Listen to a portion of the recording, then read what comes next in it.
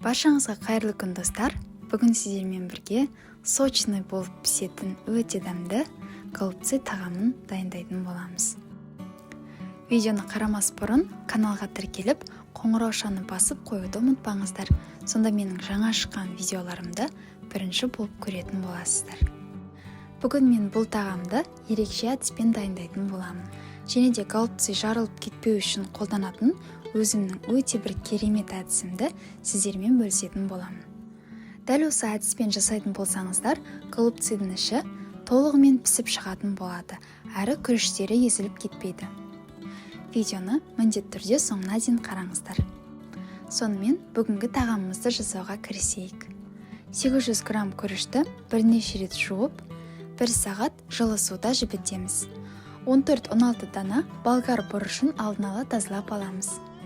500 грамм ет, 150 грамм құйрық майды ұсақтап тураймыз. 2 дана пияз бен сәбізді және де 3-4 дана орташа көлемдегі қызанақтарды дайындап қоямыз. Ең алдымен 2 дана пиязды ұсақтап турап аламыз. Бұл тағамға пиязды көбірек салсаңыздар, өте дәмді болып шығады. Пиязды ұсақтап турап болғаннан кейін 2 дана сәбізді үткіштен өткізіп аламыз. Біздің сәбізіміз осындай көлемдегі ұсақтықта болуы керек. Сәбізді үткіштен өткізіп болған соң, қызып тұрған қазанға 100 грамм шамасында өсімдік майын құйып қыздырып аламыз. Қызып тұрған майға алдымен туралған пиязды салып, сарғыш түске енгенше қуырамыз.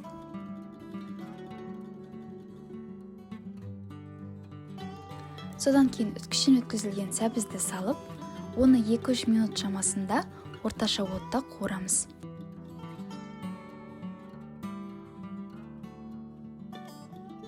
Төрт қызанақтың сыртын осылай аршып, ұсақтап тураймыз. Үлкендеу ыдысқа жаңағы жібітіп дайындап қойған күрішімізді және де ұсақтап туралған ет, құйрық май және де помидорды саламыз. Майды өз қалауларыңыз бойынша салмасаңыздар да болады. 1 шай қасық зіре, жарты шай қасық қара бұрыш және де 1 шай қасық тұз саламыз.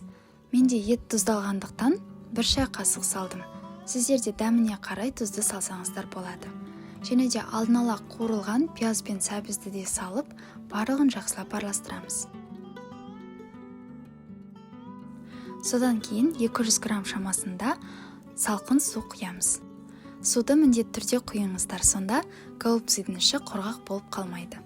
Біздің салмамызда дайын, су көріп тұрғандарыңыздай осылай түбінде болуы керек. Жаңағы қуырылған пияз бен сәбізден шамамен 4-5 қасықтай осылай қазанның түбінде қалдырамыз.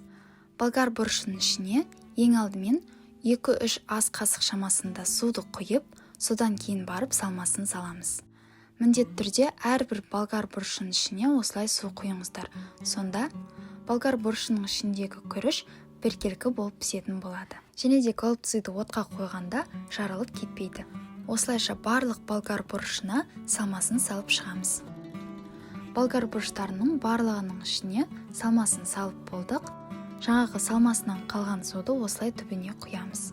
Және де болгар бұрышын жартылай көметіндей етіп қайнаған су құямыз. Жарты ас қасық тұз салып, шамамен 20 граммдай сармай саламыз.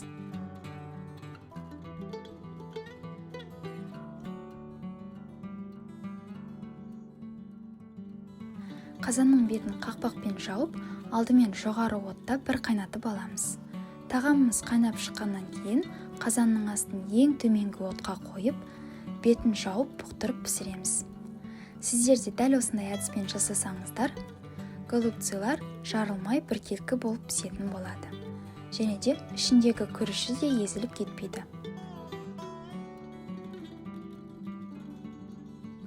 Голубцидың ішін жарып сіздерге көрсеттім.